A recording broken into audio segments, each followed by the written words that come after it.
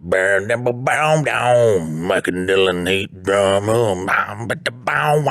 Oh, we're both sitting down. Oh, hello there.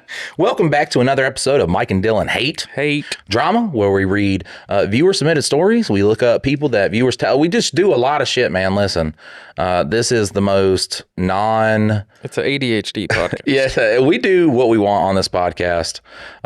We like to keep it grounded in the viewer submissions. Sometimes we ain't got a plethora of those, but we make do. I think today we have two off my chests from Reddit that Dylan really liked and wanted us to cover on the podcast. Just a little lighter, more less deathy and suicide-y, and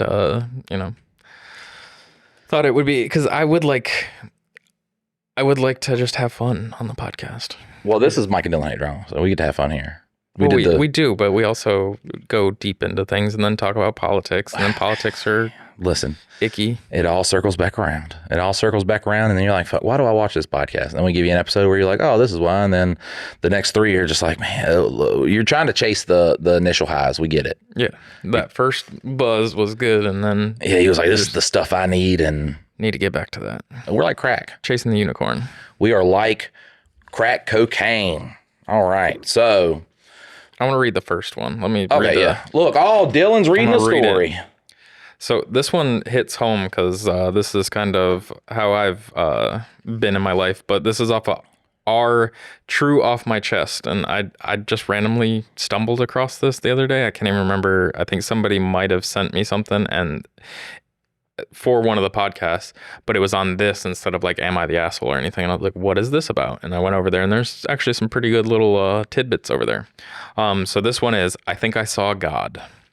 I, male 35, tried mushrooms for the first time last week. I had a friend give me some and thought, why not? First, I didn't feel anything and then decided to lie down on the couch and everything changed. I felt like I lived my whole life again. Like I felt like I'd been on the couch for 35 years and saw things from my childhood when I must have been 2 or 3 that apparently happened. I asked my mother about it to see if I was making it up in my head.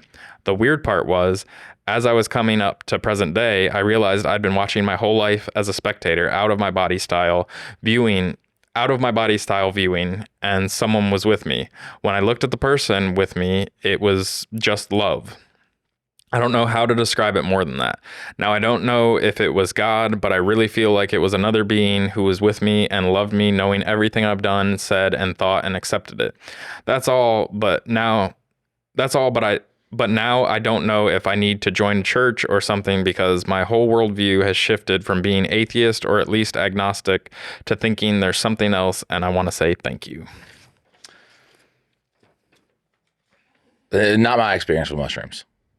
How many times have you done them? Twice. On that, but the most I've ever done at one time was 2 grams. So. Did you do it? Like, what was your setting when you did it? Like, were you at a party? Were you hanging out with shit babies stepdad. Or stepped in? Yeah. So was he a very introspective guy? Or? No. So the first time that I had a talk with God while I was on shrooms was at a hippie festival, and there's like, I want to say there was like 10,000 people at this hippie festival. It was a shitload. Like 10,000 people and not a singular washed pussy there. Oh yeah, no, there was tons of washed pussy. There was very, very, very good looking hippie chicks there. But it was, so there's a whole shitload of people around me. Like the town that I grew up in was like less than 2,000 people. But then for like 3 days, it was like a long weekend, there was always this hippie festival. But my sister was dating this guy, and he was selling mushroom chocolates, and so I bought 2 of them off him. He wanted to give them to me, but I'm the type where like I don't like the guy, so I support a small business. I get you. Well, no, I just don't like the guy, so I don't want freebies from a guy that I don't like. Oh, okay. Well. So it was a principle thing, but I ate them, and then I was sitting around a fire with my sister, and everybody's like all hanging out. And so like me and the fire are having a conversation, and then I'm talking to God, and then there's like 3 other conversations going on in my head at the same time. And so Mike is an agnostic theist. He believes that there is some higher power. I am an agnostic atheist for the most part. Like I don't think there's like a bigger thing going on. I don't say that there isn't. I just don't feel that. And so but on multiple occasions. It's more so that I feel connected to like the earth as a whole. I feel like the earth is like kind of a living entity, and that's really like the higher power that I tend to feel whenever I'm eating mushrooms. But yeah, like not every time, but a lot of times when I eat psychedelics, I go into a very introspective space. There's a lot of people that just like party and like, woo, let's have a good time and laugh and giggle. And there's some of those times that I've had, but for the most part, it's like this guy where Unless you're at a restaurant, then it's neither. oh, then it's god awful. Yeah, the football players are gonna murder me, and everybody's gonna know that I'm on psychedelics, so I'm gonna go to jail. So this has really nothing to do with the story. I just want to tell you something that I've always wanted to do. Yeah. Okay. So I've always wanted to stalk somebody. Okay. Interesting. Yes, I know it's a big, shocking revelation on Mike and Dylan Hate Drama, but I want to stalk somebody, and I want to stalk somebody who is like a nerd. Okay, and I want to learn everything about their fucking life to the most minute detail, and then I want to learn like their habits, what they do at what particular time of the day. Then I'm gonna dress up like a homeless person. Okay, dress up like a homeless person, and as they walk by one day, I'm gonna say their first and last name. And I'm going to look up to him. I'm like, it's up to you, man. You have to do it. You got to save the world. And then he's like, what? And I'm just like, someday. Like, I just start singing like, Old Brother, Where Art Thou song shit. And he's just like, what the fuck? But, I've obviously I'm this homeless guy who's been here for like a month. And he's like, what the fuck, And then, one day I'm going to be like acting, fucking special and doing my thing. And then he's going to walk by and he's like, only you have the power to do it. You must do it. And then I'm going to convince him that he has superpowers and that he has to save the world. And then, stage me dying there or something like that. Have the ambulance take me away and I just die. So there was, I just want to convince somebody that they have superpowers, but it's like one of those, if a homeless guy walks up to you and knows your first and last name, I don't know even how to look it up right now, but I think there was like a YouTube or like there was a situation where people had like basically instilled in this guy that he was like this big actor in the world stage, that he needed to like be this hero. And I feel like they convinced a guy to like basically be that like hero. Like they impacted his life in a way that they just like kind of. Was this like a staged YouTube video? No, as in like they really convinced the nerd, like what you're talking about. Like That's my dream though. Someone already did it. I think so. I just want to do it. I want to really hype them up and just, you got to save the fucking world. You got to dig deep within you. Yeah. Like you gotta start working. Your powers will activate when the time is right. When the time is right, yeah. And only you will know when the time is right. It's just dumb shit. They're like, what? What the fuck? Imagine how fucked up somebody's brain would get though. Like if you really like did that too. I mean, it's basically like Truman Show, like where he's living a life that he thinks is real, and the whole time it's all set up. Everybody else around. If I did that to one person and made him believe that he was a superhero, it'd probably take a couple tries. Probably break character. So this one, like he just like walk into somewhere and I'm just like, fucking at a Wendy's or something, shooting the shit, and it's like, aren't you the homeless guy? That was like, oh fuck, now it's over. I knew I shouldn't have got a Dave's double right now. And then he murders you like a week later. Nah, he wouldn't do that. I want to read the next one. I just got to sit here and look, man. It's hard. Oh, yeah. No, I have no feeling of that, especially when I say a sentence and then I'm cut off mid-sentence for you to talk again. I've been really good the past few episodes about not doing it. I have. Look it up. I can. The people will say. The people. Yeah. As soon as I start down a topic, it goes back off to Mike's show again. But we're good. Go. Shut the fuck up, bro. Okay. That's what I do the whole podcast is shut the fuck up. So I'll do it again. Look at this. Look, Dylan is going to my spot. This is what is that? They have all the kids. It's like the 18 kids and counting couple. Anytime you saw an interview with them, it was like the most awkward thing ever. Mm-hmm. You'd be read your fucking story, bro. You can read the story. Do you really want to read the story? No. You really want to read this fucking story? No, you are very adamant that you want to read it, so go for it. I just like reading them. Okay, go. Read it. No, now I don't want to. I don't want you to. I don't want to read it either. Fuck, he's my wife now. Huh? Now I'm confused. Read it. Look, I'm saying, listen, okay. Look, Pumpkin, I'm saying you can read it Don't and we can be happy. Don't call me pumpkin. Oh, so now we're just gonna we're argue. You're acting like you don't love me anymore. Yeah. Okay. Read your fucking story. Wow. True off my chest. Here we go. I accidentally discovered that my brother doesn't know he has a different father. There's one true off my chest I do want to get, and it's about how his kid dies and he's happy about it because he's free. I cannot find it anywhere.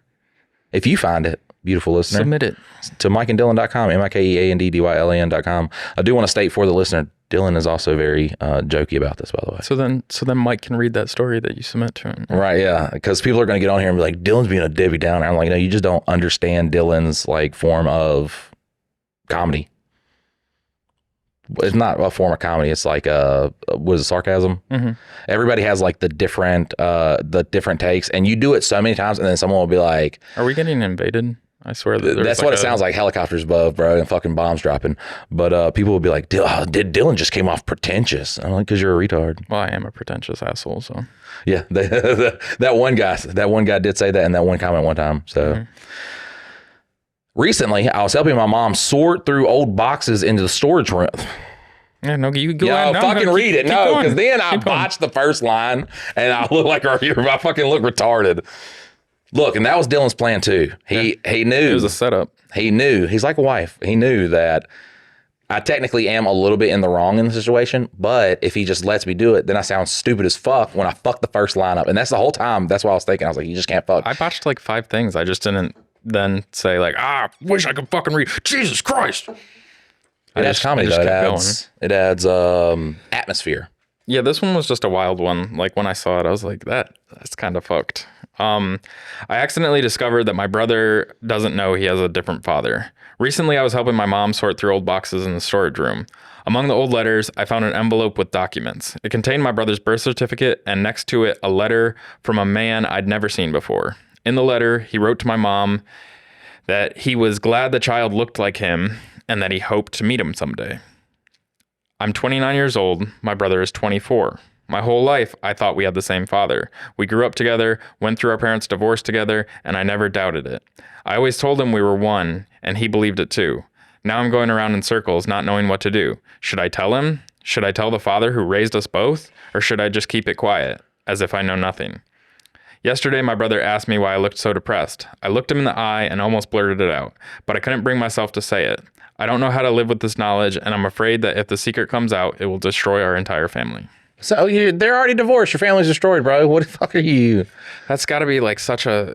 It's so crazy though, because like, I mean, if the dad doesn't know, hopefully the dad already knows and just played along. Probably as why he they was got the divorced. Father. But because mom's a hoe. But isn't that crazy? Like that you find it in the birth certificate, like in the documents all together, and like it was just like, oh, there's this letter from. But if they're together, like if she cheated on him, he then came and signed the birth certificate. Like I know it doesn't have his name on it. Whether he knows or not. I mean, he might not know. Who? Like if because there's the older brother.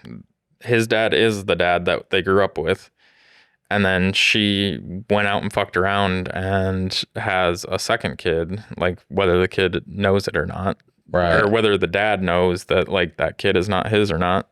He could just be completely oblivious. That mom was popping that pussy for anybody who wanted it. God damn. Well, or just fell in love with some guy from work or some shit like that. And... But the whole thing of, I felt like we were one. It's still your brother. Yeah. That's still your brother. Yeah. Like y'all just share a little bit less DNA. Still your brother. Yeah. All the experiences. You can't be like, yes, I can fuck him now. You can't do that. It's still your brother. Still half brother. Yeah. Right. Yeah. Still your brother. So it's just wild though that like there are families out there that are built in that way that it really, the part that's crazy is whether or not the dad knows. Because like really, I think that would be the guy that I'd tell first. I'd tell the dad and be like, hey, the fuck's the deal with mom having this letter from this guy that says that oh yeah, man, you're wrong with her, brother. She went out there and she popped that thing like she would put that pussy in anybody's face. I knew when I got with her, they were like, all my friends said, hey man, we've already raw dogged this woman like 16 times. Like she is the slut of the party. They said not to marry her, and I was like, I could change her. I could turn her into a housewife. Come to find out that was wrong.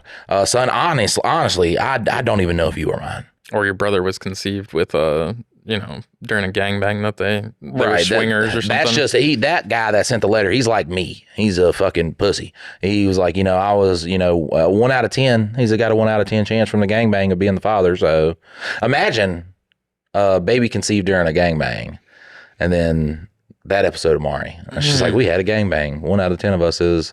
I love those episodes where a woman would bring like 10 people, and it's like, not the father, not the father, not the father, not the father, not the father, not the father. Yeah, no conclusion to it at all. Because she's like, oh yeah, I forgot. There was the gangbang I did the day before. Oh my God, I completely forgot. I fuck like 70 people. Poor baby, like growing up and watching that episode. It's like, Jesus Christ. Are you my new daddy? Nah, dog. Nah. I'm just here to beat your mama down, take a couple of your Capri Suns and bounce. Maybe you got one of them little cheese sticks when the sticks, you dip it in the cheese. Love those little things. I'll probably take the whole pack of those before I go. So we're about to get into the viewer submitted. They want us to look up a person and kind of like the Sky King, read about them. The bonus episode for this week we decided to do the movies, the prompts for the 48-hour film festival. We have a bunch of test prompts, so we're just going to be fucking joking around, dicking around, coming up with shit about that. So that's going to be a fun time. But yeah, guys, once again, like this one is about Olga Kiev. I don't know who the fuck that is. We are about to learn who that is. But if you got like, oh, hey, look at this person. Look at this person. Crazy stories, crazy history. Absolutely, yeah. If you are related to a prolific, child molester, serial killer, who fucking cares? Just send it in. Be like, hey, yeah, my grandpa used to fucking. Well, if you've got good resources to like actually read different takes on it, because we do go to Wikipedia, but we found out with the Killdozer story, Wikipedia can sometimes be not 100% on being unbiased. So if you've got other resources that you really have to include with your submission so that we go down the right route instead of just being like, okay, Wikipedia, here we go. Yeah, just look at this and then like, here's a good link on the story. That does help us out a lot because Wikipedia is Wikipedia. It's not like us looking up. It's not enticing us. It'd be like us looking up COVID-19 and then, only hearing the one version of what it was. Yeah. God, Mike and Dylan love conspiracies. So, also, I guess we should take the time too to say, hey guys, check out, mine and Dylan's. This episode is sponsored by Labor Llama. Labor Llama is mine and Dylan's blue collar apparel company. We make hardworking clothes for hardworking guys. We just released the Felonious Falafel line. We have a Handley's Nut shirt.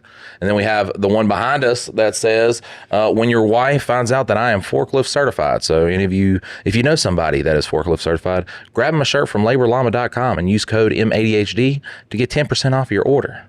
And if you order $40 more, you get free shipping. Maybe not on the website. I might fuck that up. Not on the website. Never mind. That's a thing I have to say during the TikTok lives. God, sucks.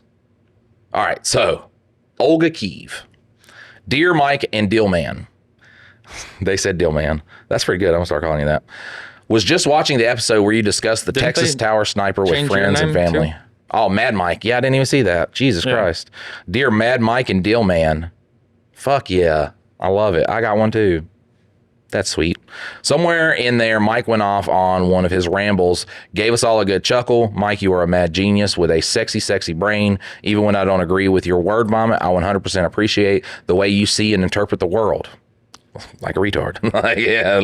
If Mike sees the world like a heavily autistic person, I think Mike is a heavily autistic person.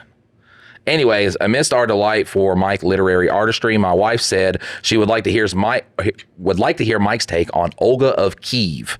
Everybody had a different opinion on how Mike would react to this lady.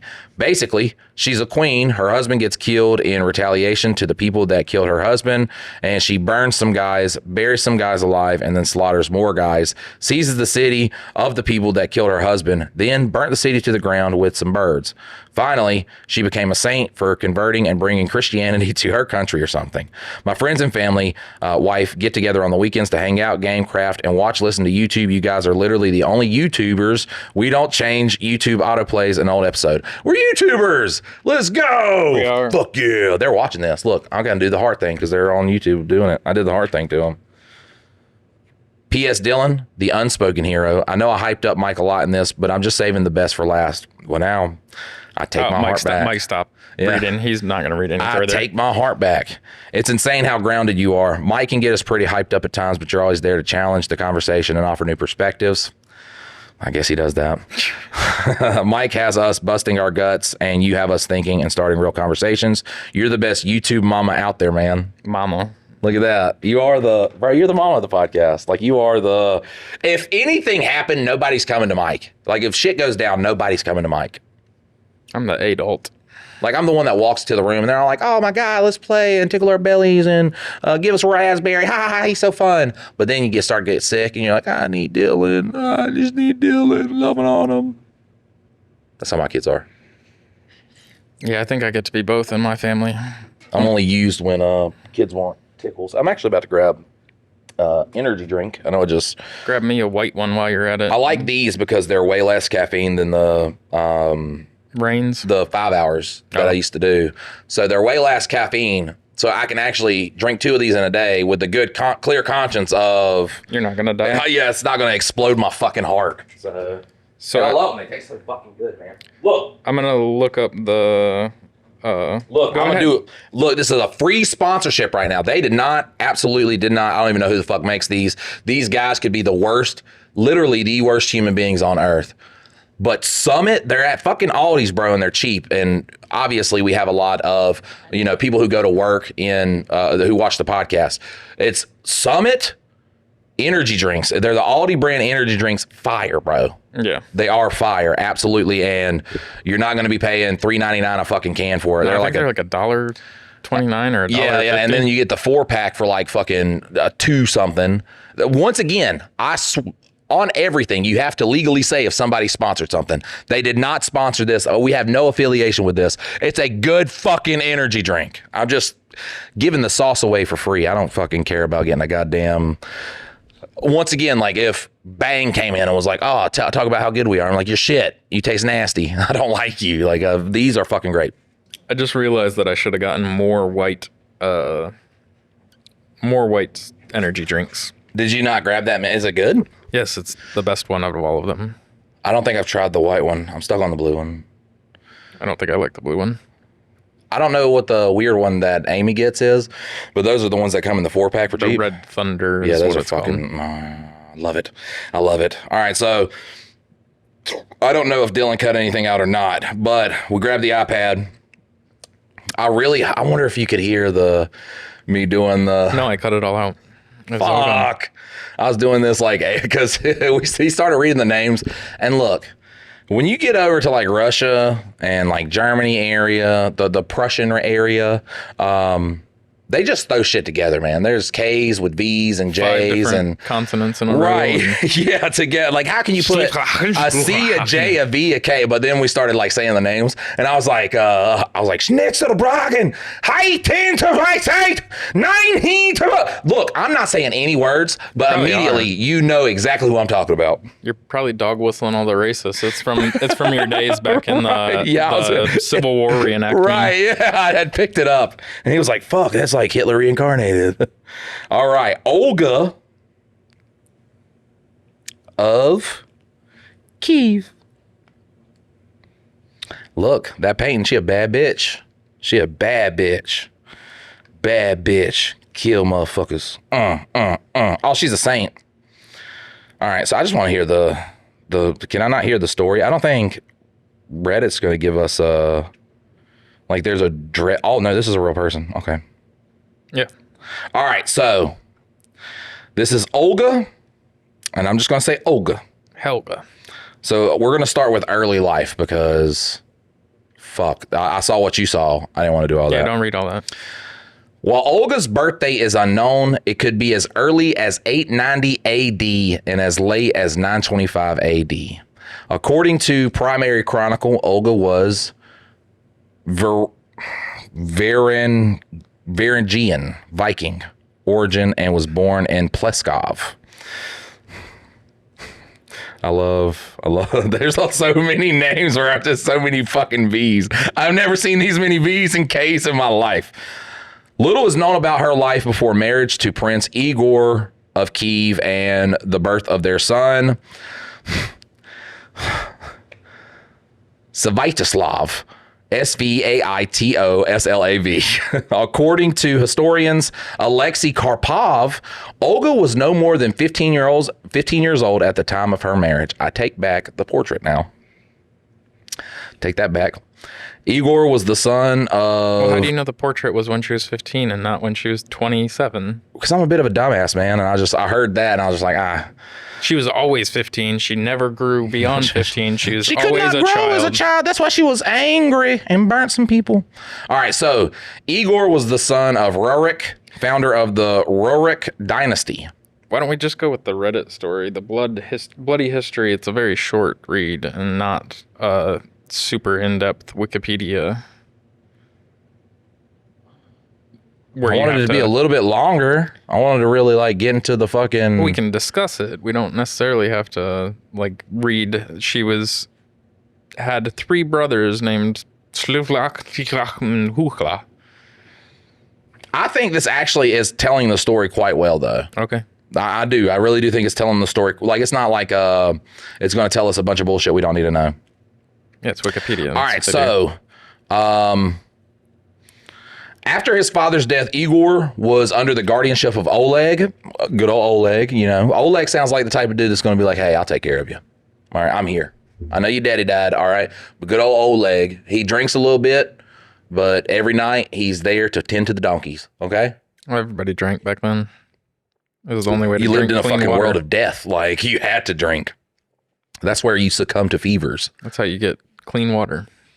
Oh shit, I already read that. All right, so who had consolidated power in the region, conquering neighboring tribes and establishing a capital in Kiev. This loose tribal federation became known as Kievan Rus, a territory covering what are now parts of Russia and Ukraine and Belarus. Now, obviously, Kiev is where the place where I guess everybody hears of Kiev. Most of the battles and shit like that. I say Kiev, but that's where most of the fighting is taking place and shit like that. That's why I was like, who is Olga? Like, you know, the Russian pilot that was real fucking, or not the Ukrainian pilot that everybody was like going ham about. Dude was just like out there taking down so many Russian jets and shit like that. You don't remember that? Fuck, we gotta talk about him. We'll talk about him on a later podcast, or I'll forget completely about it. And probably. One day a submission will come in where someone's like, are you ever going to talk about this? All right, so the Drevlians were a neighboring tribe which, with the growing Kievan Rus Empire, had a complex relationship. The Drevlians, and I hope I'm not I'm botching so many words, and I'm so sorry, guys, had joined the Kievan Rus in military campaigns against the Byzantine Empire and paid tribute to Igor's predecessors. They stopped paying tribute upon Oleg's death and instead gave money to a local warlord. In 945, Igor set out for the Drevlian capital, Iskorosten, to force the Iskorosten. I think I fucking nailed that on the first try. To force the tribe to pay tribute to Kievan Rus. Confronted by Igor's larger army, the Drevlians backed down. The Drevlians, that's how I've been saying it, right? Drevlians. The Drevlians backed down and paid him. As Igor and his army rode home, however, he decided that the payment was not enough, with only a small escort seeking more tribute. Upon his arrival in their territory, the Drevlians murdered Igor. According to Byzantine chronicler Leo the Deacon, Igor's death was caused by a gruesome act of torture in which he was captured by them, tied to tree trunks, and torn in two. Fuck! Like back in that's why everybody drank. This was a place of death. You couldn't even die just normal deaths. You died with butt crank torture devices and shit like that, and you were just killed by politicians to be like, kill them all, fuck them all up.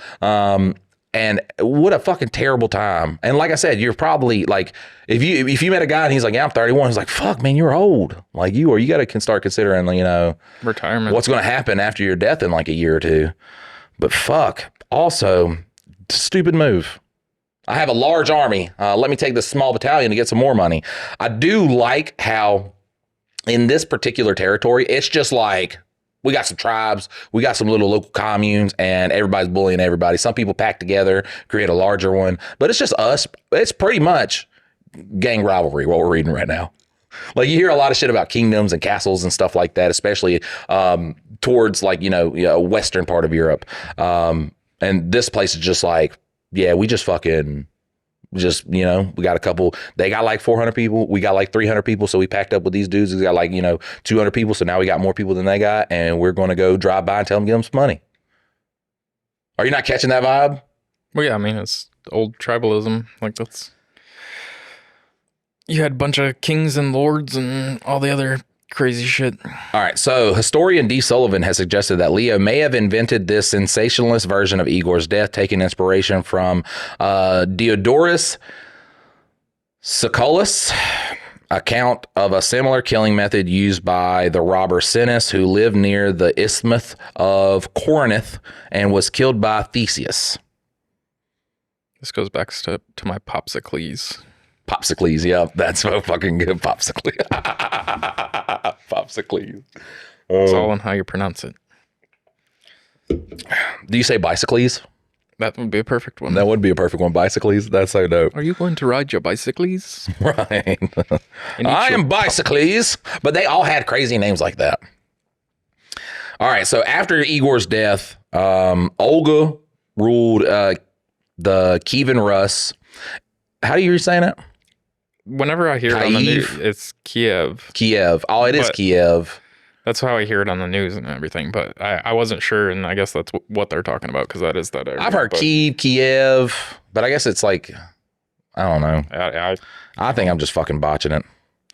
That's why everybody listens. They want to hear the... But also, I don't, like, literally, when I, like, the fighter pilot and shit like that and all the fighting they have in Kiev, I'm not sitting there watching, like, Fox or CNN. No. I'm not sitting there listening to people say these names. You can ask Dylan. This is all I do is I read like shit like, the Wikipedia, and then I'll look up, other shit too around like the subject that I'm on. All I do online is I just read shit. And then I'll look at memes to round it all off. Play Magic the Gathering. Yeah, I love Magic the Gathering. I'm going to stream that shit. I'm telling you. It's going to happen. So she was the first woman to rule the... that is Kiev, brother. The Kievan Rus. I guess it's, what would you say, Kiev? Because it's Kiev? Kiev? I don't know. I think Kiev would be more of a, but Kiev. Kievan. The Kievan Rus. I'm saying Kievan. I'm fucking throwing it together. Little is known about Olga's tenure as the ruler of Kiev. But the primary chronicle does not give an account of her ascension to the throne and her bloody revenge on the Drevlians for the murder of her husband. It also gives some insight into her role as a civil leader of the Kievan people. Oh, it does give an account. Sorry. It does give an account. So now, see, this is why I like the bit longer thing, because we all, like, you listening at home, you don't know the story. And if you do know this story, then there's probably other things we have to go over. Now, we don't know like who the fuck the Drevlians are, so it's going over the Drevlian uprising that we're going to get to. So we're going to learn about them. And then I think finally that makes it kind of like a better story than hearing like, oh, Olga, husband died. And then, now that you know like the backstory behind it, I think it does like, make my nipples a little bit hard. Well, see, this is why we can't cut any clips out of this, because it takes 47 forevers to get to the point. So, like all those viral clips of podcasts you see, like they're just like, this bitch came in and she murdered this age, and then she like cut his head off. And and they're sitting there laughing. I'm not gonna let you finish the sentence. And Mike reads like 3 sentences in, and then he's like, and then she was raped in her mouth. We're hanging out, man. Like I am. Look, I love the kind of like how we have it here, whereas, Two Daddies, that is a faster, more to the point podcast. I still don't know where we're at now. Huh? I still don't know where we're at in the story now. So her husband's dead, and now her rule has started. This is going over the Drevlian uprising. I don't know if this is like talking about like the fucking murder. Let's get in it. We digress and we continue. Yeah, we digress and we continue. So I'm trying to find out what her husband's name was because I just lost it. It was Olga. It wasn't Oleg. Oleg. It doesn't matter. Igor. Goddamn, Igor. All right. So the Drevlian uprising. After Igor's death at the hands of the Drevlians, Olga assumed the throne because her 3-year-old son was too young to take over. Svetoslav SVIAT, I told y'all, Savitoslav, there's some hard names in here, okay, was too young to rule. The Drevlians, emboldened by their success in ambushing and killing the king, sent a messenger to Olga proposing that she marry his murderer, Prince Mal. I think you should just take these names and before you even try to pronounce the name, just give them a nickname. Yeah. Slavi. All right, so now from now on, Kiev, or Kiev is now K-Town. K-Town. It's now K-Town, and I'm gonna give these motherfuckers I like nicknames. this is what we need to do, especially on these historical ones where we are gonna not. I fucking love history, though. Yeah, no, I do too. Fucking love history. I just wish that we heard the names prior to getting on the podcast, so we actually. But there's like 42 of them in there. But so you get like to learn about stuff, and that's what I like too. Is once again, I like reading because I'm not like there's nothing cooler than like reading something and you're just sitting there alone and like you're absorbing this information and it's just like this like real personal thing. That's why I like documentaries. Yeah, but like you watch the documentary, but it's like, it's like someone telling a story and you're hearing like the different recounts and stuff. And it's like you're watching that. But like if you have just like something in your hand and just a dark room, just sitting there, just fucking absorbing information, I fucking love. I already ain't got good eyesight. This was before phones. I was wearing thick fucking bottle Coke glasses. All right. So 20 Drevlians negotiators boated to K-Town to pass along their king's message and ensure Olga's compliance.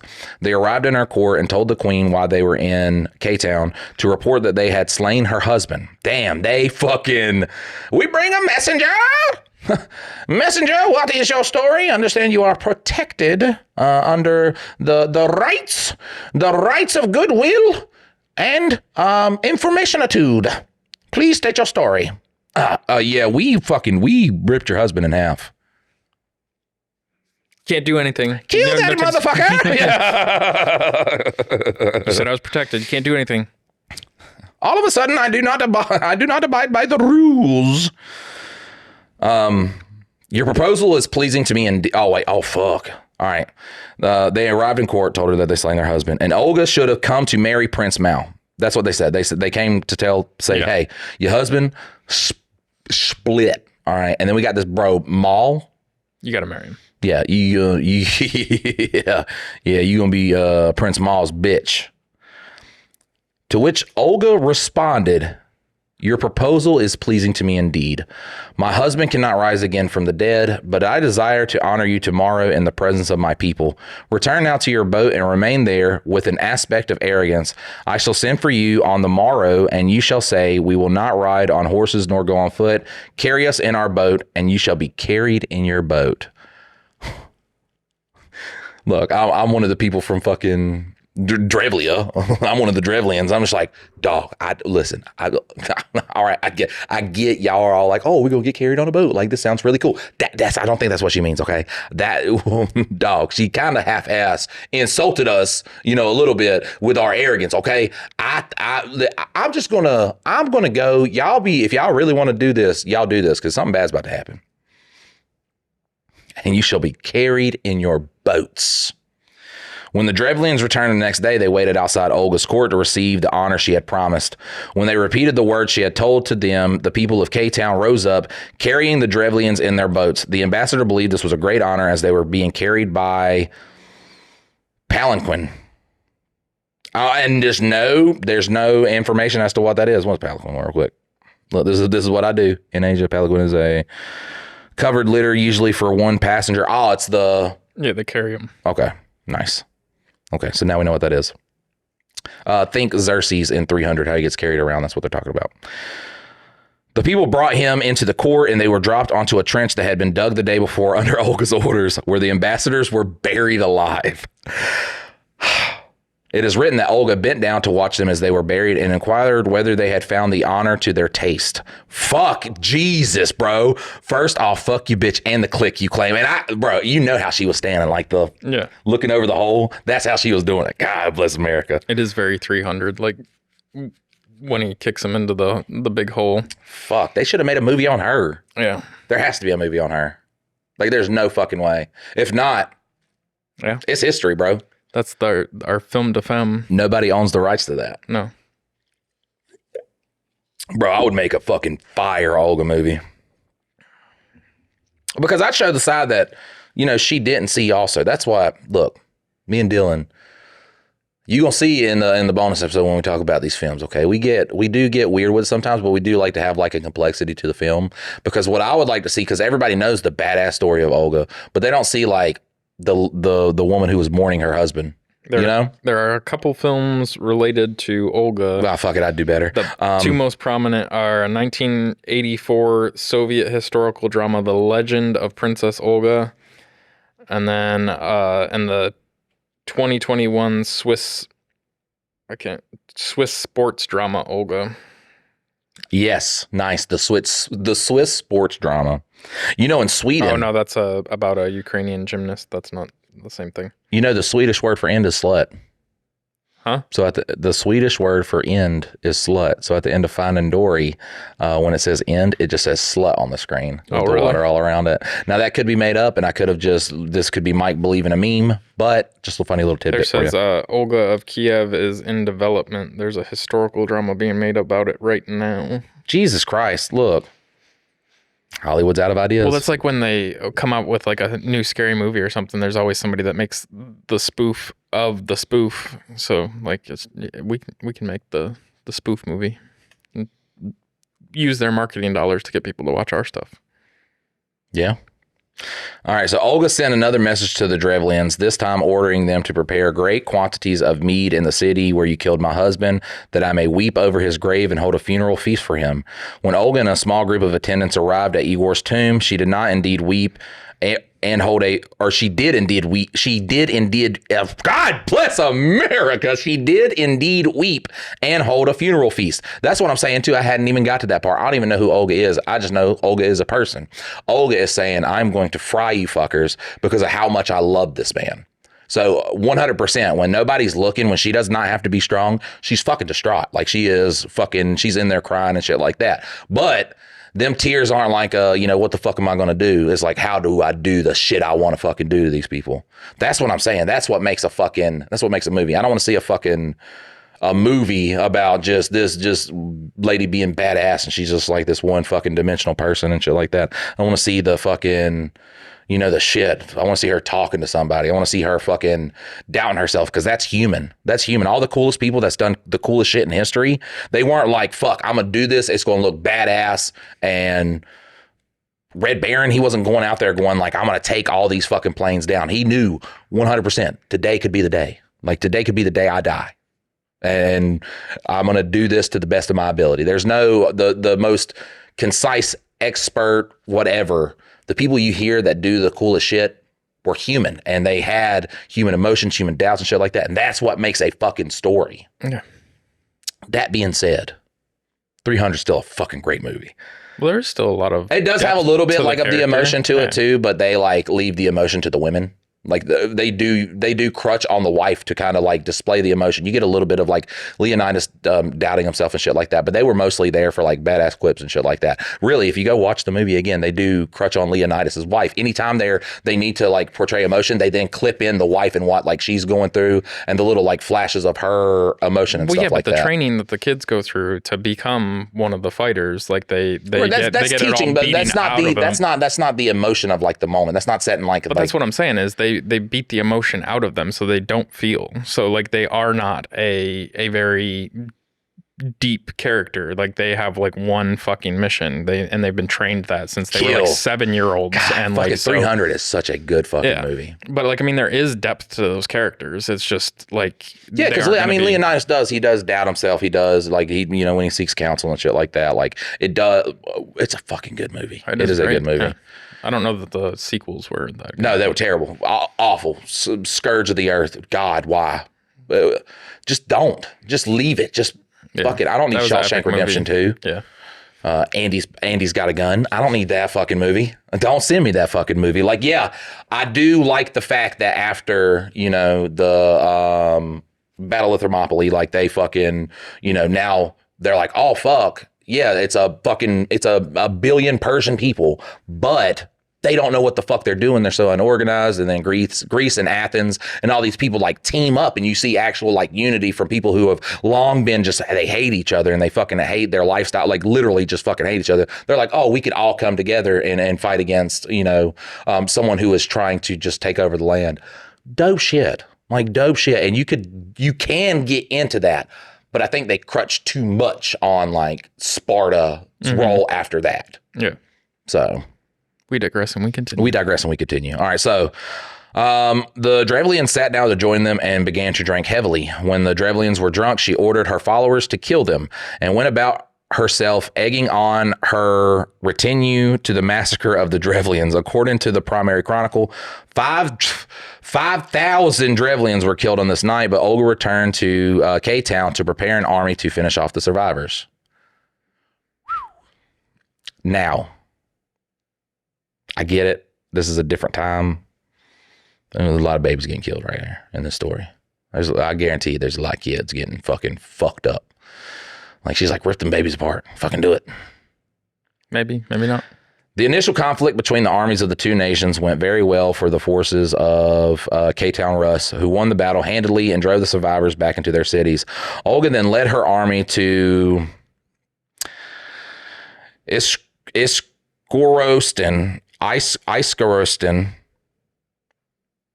Oroville. All right. Olga then led her army to Oroville, what is today Oroville, just with a K at the front. The city where her husband had been slain, and laid siege to the city. The siege lasted for a year without success. Then Olga thought of a trick. She thought of a plan to trick the Drevlians. She sent them a message. Why do you persist in holding out? All of your cities have surrendered to me and submitted to tribute, so that the inhabitants now cultivate their fields and lands in peace. But you had rather die of hunger without submitting to tribute. That don't feel like a trick. Like, that feels like, I'm scared. I don't want to read this. That's not like a trick, What do you mean? Because I guess she's basically saying that maybe the trick is that they haven't. No, the trick is she wants them to be like, oh, okay, so if we just submit to this, we're not going to all die, and then she's going to kill them. The Drevlians responded that they would submit to tribute, but that they were afraid she was still intent on avenging her husband. Olga answered that the murder of the messenger sent to K-Town, as well as the events of the feast that night, had been enough for her. She then asked them for a small request: give me 3 pigeons and 3 sparrows from each house. The Drevlians rejoiced at the prospect of the siege ending for such a small price, and did as she asked. Olga then instructed her army to attach a piece of sulfur bound with small pieces of cloth to each bird. At nightfall, Olga told her soldiers to set the pieces aflame and release the birds. They returned to their nests within the city, which subsequently let the city ablaze. Who the fuck are y'all fighting? The Joker, dog? Like, what the fuck? Get the fuck out of there. Y'all are going against Jigsaw. Just run to a different town. We're no longer Drevlians. All right, let's just go other places, which technically would just be the barren wasteland of Russia before you got to anything of substance. Yes, just go live. Look, living in the just harsh tundra of the Russian tundra is a lot better than having Jigsaw after you. Yeah, the crazy thing is they killed one person. I get that it was her husband, but they killed one person. And then she's now murdered fucking thousands and thousands of people. But like, if someone was like, what would happen to your daughter? And you'd be like, I'd fucking kill that person. She was just like, I'll kill everybody. Yeah. I would, but I tell my daughter too. I was like, I'd kill 1,000 people to get to you. I'd try my damnedest. Like, I'm not Taken. I'm not fucking Liam Neeson. I don't have any set of skills. I'm gonna try my goddamn damnedest. Like, if I had to go through a line of 1,000 people, I'm gonna die at fucking like 21 or whatever. But I mean, I'm going to be biting dicks off, fucking ripping cheek meat out, fucking pulling off noses, gouging eyeballs. The crazy thing is, though, is like, this is, say, technically somebody takes out Trump, like, and then Melania going on this murdering spree because they killed her husband. She don't love him like that though. I know. She don't. But the thing is like she is now just like decimating like a whole other, which they were wrong for taking out her husband. However, like she is like decimating everybody that's in this area. And she can't bring her husband back. She's just like... Her husband was kind of being a dick, too. Like, he got the money. He's like, not enough. I'm going to go fucking shake him down for some more. Yeah. And they were like, no, we will now split you in half, my lord. Fuck. And now she just murders everybody. Burn it all. All right, so this is wild. As some people fled the burning city, Olga ordered her soldiers to catch them, killing some of them and giving others as slaves to her followers. She left the remnant to pay tribute. Olga remained regent ruler of K-Town Rus with the support of the army and her people. She changed the system of tribute gathering in the first legal reform recorded in Eastern Europe. Tributes were regularized under her rule. She continued to invade proposals of marriage, defend the city during the siege of K-Town in 968, and saved the power of the throne for her son. Good. Now we get, we had this fucking bad bitch who didn't take no shit as our fucking ruler. Now we got old son who ain't ever been through one goddamn bit of trauma in his life, who's just like, bring all the good food to me and the people can have bread. That's what's so fucked about rulers' bloodlines is that, yeah, these kingdoms were started by a guy who fucking gave it, was like, this shit's tyranny. We're going to fight. And people are like, great king. And then you get a son. He might a little bit of his dad, a generation or two away. Yeah, his dad might have rubbed off on him some. He saw this great man. He wants to be like his father. But then the next kid, the first one's so worried about being like his father, he's not spending a lot of time with him. And, this one's getting in trouble and shit like that. And that's when you start just the line of the worst fucking... My thing is, your bloodline doesn't matter who you are. Your bloodline does not make you more important, more special, more anything than the next person.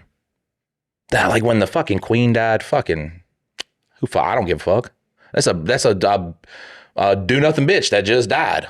Congratulations. Like, if anything, talk about the terrible shit she had her hands in. Like, do that. Don't be like, well, she waved at people and she did all this stuff. Talk about, the shit in Africa and shit like that. The shit in fucking Sudan. And then, you go a little bit farther back. I don't know if she was alive during this. She was an old bitch. But a lot of stuff with the civil wars going on in Ireland and shit like that, they played a lot of part in that. They played a lot of parts in, Northern Ireland not being recognized as fucking Ireland and shit like that. Like Connacht and all them fucking places up there not being recognized by them. She was a dirty bitch. Like, I just don't understand why people worship people that have... For their blood. Well, no, not even for their blood, for their pillaging of other people. Because, like, I'm sorry, but for the most part, people don't become uber fucking wealthy without absolutely decimating workers, people, like, people's resources. Like, they steal it all, and then they're like, oh, this person's great. No, they're like the famine that happened. There was plenty of food in Ireland. There was no famine. All the food were sent to the rich European countries. Yeah. So that's why they starved to death, because they were sending all of their food to the rich European countries. It's not like it was like, the fucking potatoes won't grow. God damn, we're fucked. That's all we can do. No, they had plenty of resources. Ireland is a beautiful land, beautiful, very resourceful land. But when all your resources is going to other fucking countries with kings and queens it's not armies and shit. It's like we talked about on, I think it might have been Two Daddies, but like it's not that it's going to the wealthy countries. It's going to the wealthy in the wealthy countries. Like right now, we have tons and tons of resources and availability for people to not be, wondering where their next meal's coming, wondering if they can keep a roof over their head, wondering how they can see the doctor. All those resources are fucking here. It's just that they are not accessible. Like, right. You have no access to them. I will say back then with this is a time of, trades are established and everything like that. They were using it to fill their economy. So the meat and stuff that they're getting from Ireland, the different resources that they're getting from Ireland, they are using it to boost their economy. Yes, but it's one of those things where it's the wealthy that control it. And so if you don't have the the royal family and the fucking parliament. Yeah. And that's which I don't know how much, the that's one thing I'm not educated on, when the real separation between the royal family and parliament happened, where they were like, all right, this is and you guys are the people that just fucking, because y'all keep fucking shit up. But they still own the fucking vast majority. Like, I mean, it's like the Vatican with, Catholicism. They have so many old relics and resources, and like they have like basically pillaged other cultures and stolen their resources and their historic relics. And that does, which, I mean, we're pretty much done with the story of Olga. Yeah. Bad bitch went way too far. Look, Yeah. crap, went way too far. It's cool to read these stories, but at the end of the day, you are no better. Yes. You are no better. She literally went Daenerys Targaryen and just started just killing the fucking civilians and shit like that. Immediately. She was Mad King immediately. That is... Which the first one, yeah, you needed your revenge. You needed your pound of flesh to but then to continue and just never stop. And like how many of her like were suffering and dying, and yes. died in that absolutely. Pursuit of her revenge. So while it is a cool story, it is a kind of badass thing to tell. It's a thing of history. Once again, too, you have to, in that movie, how much of that is going to be portrayed where you're fucking taking it way too far. Yeah. Like you are doing way too much. Our people fucking, begging, please, because they were, please stop this and fucking. Well, I mean, you just look at all the wars that we fought. Like, I mean, just Vietnam, like we went over there to do said thing, which we weren't over there to do said thing. We were there to basically make it ripe for capitalism, for rich business people here in the United States to then go and get cheap labor over there. Like that's most of what our wars are, is to go get other people's resources. But then like Americans are dying at a leader's decision that doesn't actually help the people here. It's for notoriety, it's for power, it's for all this other stuff. Some folks are born made of red flag, who the red, white, and blue. Yeah, that's a very patriotic song. People use that as it's literally Fortunate Son. God, how do you listen to the lyrics and you're just like, yeah, America, fuck yeah, that's patriotic. Like that is patriotic. I love the sad version. Fortunate Son is what you need to sing. Like it is what you need to sing. But I do wonder when like the separation of, and once again, guys, also if you want us to talk about history stuff, be like, hey, kind of go into this. That is history is a lot easier to go into. It is because it's not like conspiracy. It is kind of, which some people will be like, history has been tampered with. We are in a great period of time where multiple countries do get to kind of give their recollections of what happened.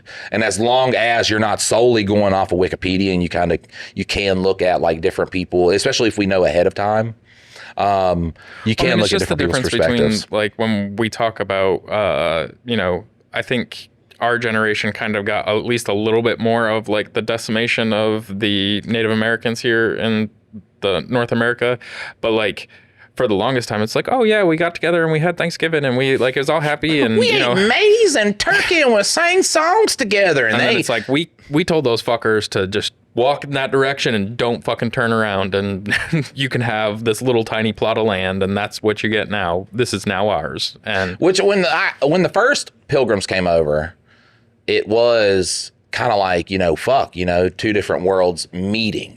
But it's when the rich fucks start coming. Once the rich fucks start coming, that's when you get your whole trail of tears. That's when shit starts to hit the fan. I mean, you even look at this big conspiracy of Roanoke. Like, it's like this whole village disappears. Yeah, they were like, we fuck with these people. We're going to become one.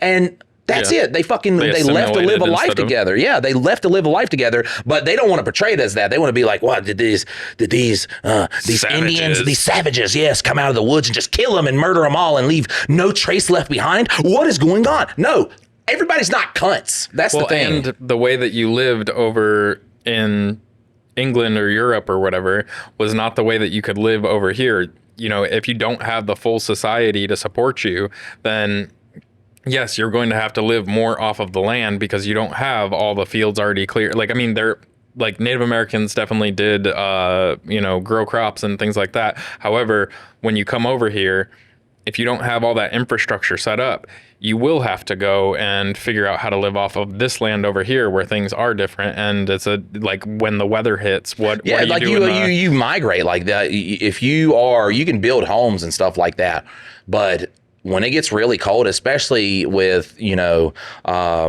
Native Americans, like a lot of them would migrate. A lot of these places are like big swaths. That's why it's like a big swath of territory, because if it gets cold, you go, closer to the equator, it gets hotter. And then when it gets real hot, you can kind of go back to, where the fucking animals are going and shit like that. But that's what kind of like how they lived. And they had that very get up and go kind of setups and stuff like that. So yeah, when you talk about like the fucking Roanoke tribe and shit, it's like, oh, it's this big, how did they disappear off the face of the earth? They met some people. They were like, oh, these people are taking a long time. We've run out of resources. And the Native Americans were like, oh, we can fucking, show you guys their communication. Well, there's probably some shit people in there that were trying to do things that they shouldn't, that they probably got murdered. But then the rest of the people were like, oh no, we'll join up.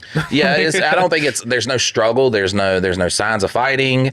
It's hey, you got, they probably looked at us. We're new to the fucking land and shit like that. Like, these guys are babies. Like, they don't know how to fucking do anything. Like, they know how to survive in the European style of surviving, where you're not really living off the land. There is a good trade system. There are places you can go. There's a currency system and shit like that. And then they get here where it's like, it's all survival. That's it. If you don't have any wilderness fucking experience, you die. And they're just like, look at these children. Like, what is this little baby? These are like little grown little babies. Well, and if you look at like a house nowadays, there's one that I drive by going to like Lowe's and everything.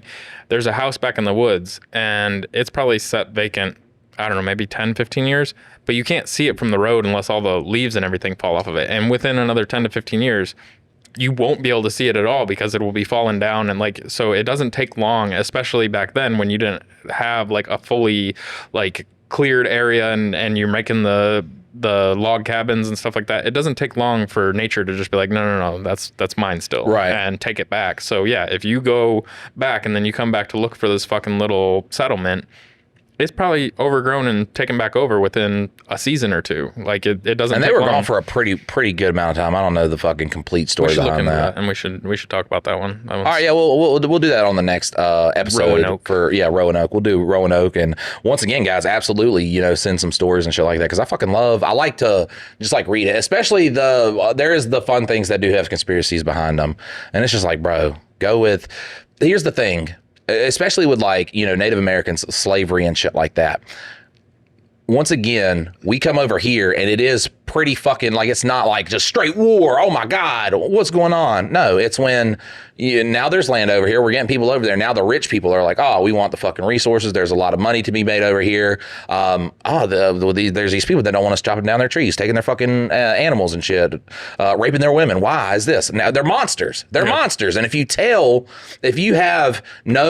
only information given to you about somebody is you're on a boat heading to the fucking new world, and you hear just like these guys, like you step out there and you see one, they're gonna fucking kill you. They're gonna skin your face off and wear it and fucking dance around a fire while wearing your face. You're gonna be fucking terrified, and that's the only information that you're getting of these guys. But also the thing to remember is, like, you take Olga for example, she then decimated this whole thing. So like, if you go over there and yes, one shitbag goes into a Indian village and like steals a woman away and goes and rapes her, kills her, whatever, now that's who they think you are, whether you've met them before or not. So now that is the image that they have of you, is that they just come in and they take our women, they decimate our village, blah, blah, blah. And so now both sides are like, we need our revenge. And then it just feeds on itself, this animosity between the two different kinds of tribes. I think history, our history books, I think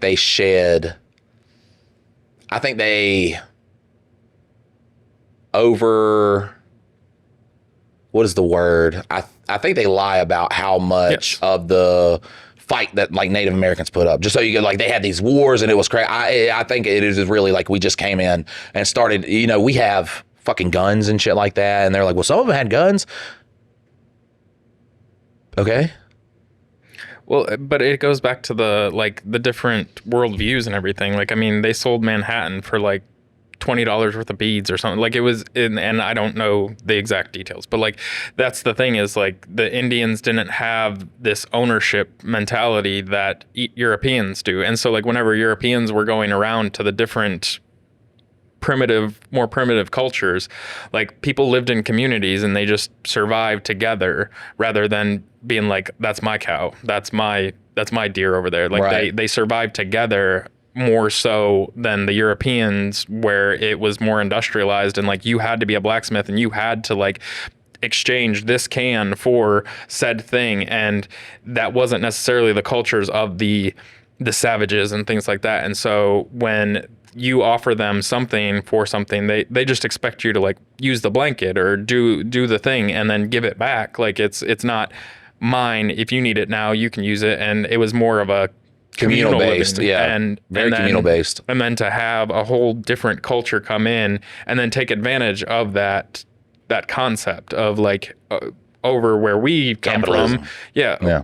Like where, you have to give me something of value for me to give you anything of value. Well, it was It's also, not and like- then, the rich were also just pushing the manifest destiny. They were creating kind of this, we are better than them type mentality of how we are deserving of this. This is ours. So you combine this with, they're equating Native Americans to animals and shit like that. And then they're, hyping up like the European bloodline is better than fucking, and then we found this new land. We are of civilized. They are not civilized. We are civilized. So this is owed to us. This was given to us by God. That's why we discovered it. So then that, like I said, it's the rich people telling the poor people that, so they go over there and then they start sending the resources back over so they can profit off of it. And it's just, it's a terrible thing. But that is really like when you look back, and it's crazy because you're like,